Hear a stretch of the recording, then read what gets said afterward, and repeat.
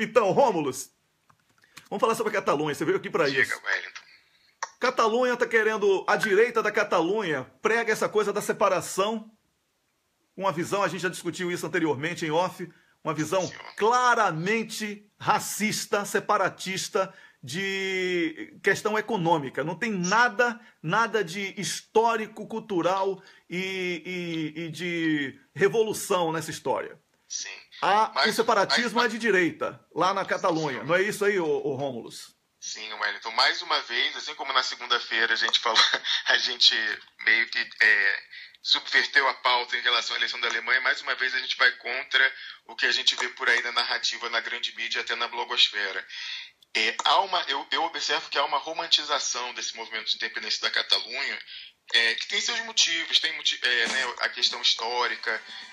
A Catalunha sofreu muito nos anos do franquismo, com a repressão política e também cultural. Você sabe que as pessoas precisaram lá, os catalães foram obrigados a mudar até os próprios nomes e sobrenomes nos documentos para nomes espanhóis. Eu conheço pessoas cujos nomes foram mudados durante o franquismo, eles eram proibidos de falar a língua. Então, como o franquismo era um governo fascista, automaticamente a esquerda se identificou com a resistência dos catalães, a resistência do País Basco.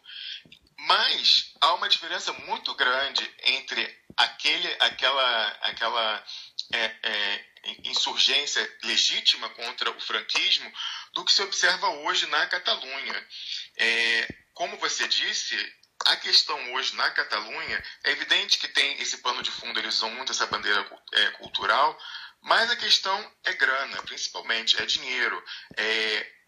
O principal argumento que faz com que as pessoas na Catalunha adiram hoje a esse movimento é dizer que a Catalunha, como uma das regiões mais desenvolvidas da Espanha, é a que mais contribui fiscalmente para o governo central e é a que menos recebe em troca, porque é evidente, a Espanha não é uma federação, ela é um estado unitário, mas ela tem regiões, então assim, ela tem alguma autonomia. Só que, como ela é um estado unitário, só existe uma receita federal, não existe a receita das regiões. Então, todo o dinheiro é coletado e mandado para Madrid. E Madrid é que manda de volta e redistribui isso para as regiões. Uhum. E, evidentemente, não é uma federação, mas num país quase federativo de regiões, você tem diferenças econômicas entre as diferentes regiões. É muito parecido com o Brasil. A gente tem um PIB maior no Sudeste do que no Nordeste.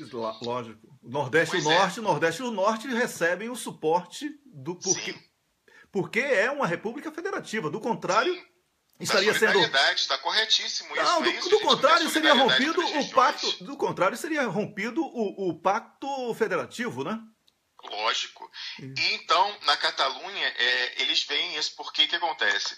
No momento da redemocratização, o País Basco estava quase a ponto de declarar independência. E a repressão foi muito mais dura no País Basco. E aí, nessa negociação para promulgar a nova Constituição, como o governo de Madrid sabia que o País Basco estava a ponto de separar, falou o seguinte: não, então vamos fazer o seguinte, tudo que vocês pagarem a gente devolve para vocês. Então, o País Basco conseguiu um acordo muito melhor do que a Catalunha. Eles recebem, de fato, o dinheiro todo de volta. É a outra região rica da Espanha, né? As duas regiões mais ricas são o País Basco e a Catalunha. Já a Catalunha, não. A Catalunha entrou no mesmo regime fiscal de todo o resto. Então, ela, como região industrializada e sem ter esse benefício que os bascos conseguiram, ela manda todo o dinheiro para Madrid e, como região mais rica, não é a que mais recebe. As que tem que ser subsidiadas são as regiões do sul. Então, eles reclamam muito disso. E você sabe que esse ponto é tão importante, vamos dar um pouquinho o histórico da situação, que quando o primeiro-ministro Zapatero, que era socialista, foi eleito lá atrás, no 2004, salvo engano, uma das plataformas da eleição dele era justamente uma negociação de um estatuto de autonomia para a Catalunha. E ele negociou isso. E realmente ele promulgou esse Estatuto da Autonomia, chama Estatuto da Catalunha, que previa autonomia cultural, autonomia política, né, maior organização, maior controle das funções de Estado no território pelo governo local, mas principalmente previa que o percentual do PIB, o percentual de dinheiro que seria gasto pelo governo central na Catalunha seria equivalente à participação da Catalunha no PIB. Então, os catalães eles tinham conseguido essa bandeira, vamos dizer assim, egoísta. Uhum. E aí, o que fez a direita da Espanha? Uma região autônoma, em outras palavras, uma região autônoma. Sim. Mas aí, com a questão fiscal vinculada ao governo central. Exatamente, mas eles conseguiram arrancar do Zapatero, naquela época, essa promessa de que o dinheiro voltaria todo para a Catalunha. Uhum. Ok, foi um pacto político. E aí o que fez? Você estava falando que tem paralelos com o Brasil, né? Não só essa questão da falta de solidariedade entre as regiões, mas aí você vai ver que tem até um link com o que a gente estava falando no início. A direita espanhola, o Partido Progressista, o que ele fez? Ele era oposição naquele momento, hoje ele é governo, mas naquele momento ele era oposição.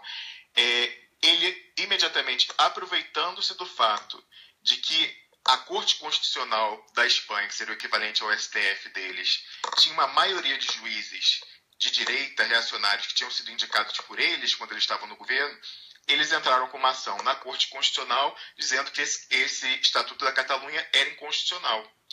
E, lógico, como eu falei, como a maioria era conservadora, eles declararam que era inconstitucional e retalharam e anularam todos os artigos importantes.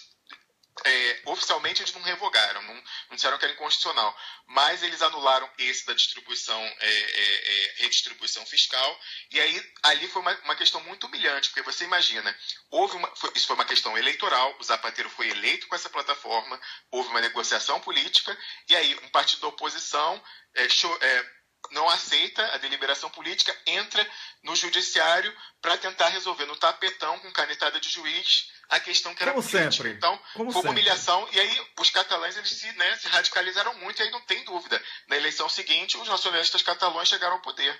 Isso, mas tem umas coisas aí que a imprensa, lamentavelmente, a imprensa da própria Espanha e da Europa, e sobretudo no Brasil, a imprensa não comenta, na Espanha.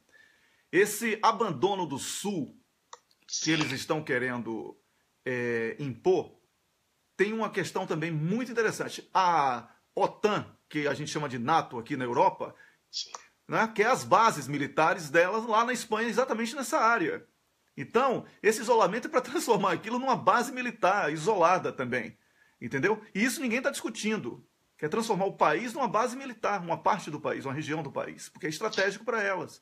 Entendeu? Para ela. A outra coisa, Rômulus, é que eu já até comentei com você a semana passada sobre isso, não acredito que vá acontecer essa separação do país. Esses caras estão... Nem eu. Concordamos mais uma vez. Certo? Não vai acontecer, esses caras estão barganhando, querem ganhar mais. Exatamente. E usando o povo como bucha de canhão ou como massa de manobra, como em todos os casos que a gente tem visto, como viu com o Syriza na Grécia.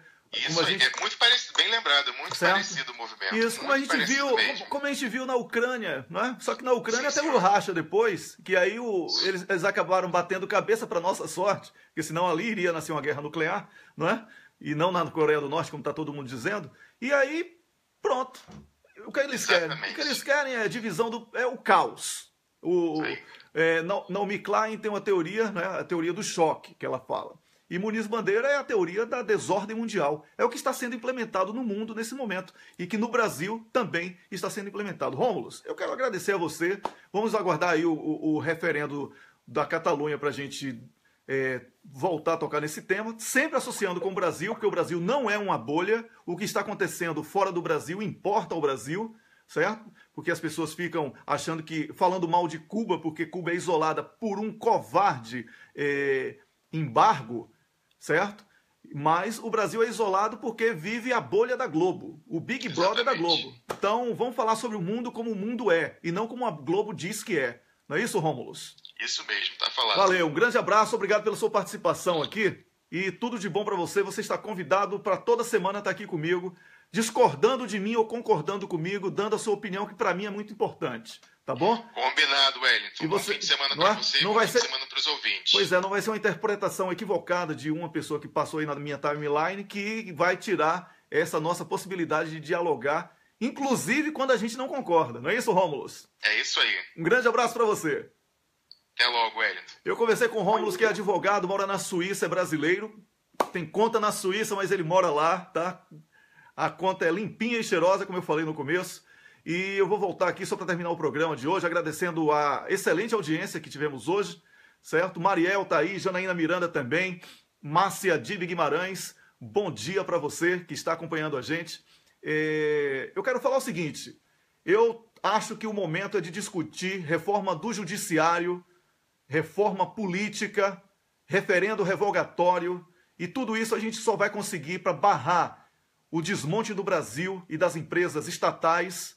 No dia 3 tem uma grande manifestação já programada no Rio de Janeiro, vai parar o Rio de Janeiro, no dia 3 de outubro, vai ser manifestação de trabalhadores e vamos fazer greve geral. Atenção, pessoal da CUT, da FUP, pessoal dos partidos nacionalistas, não tem mais esquerda e direita, nacionalistas contra entreguistas, nacionalistas contra entreguistas. Esse é o ringue que nós temos. O ringue que nós temos. Discutir aqui outra coisa é pensar que STF vai mudar alguma coisa, pensar que da cabeça daquele merdinha chamado Sérgio Moro vai sair alguma coisa favorável a nós. Entendeu?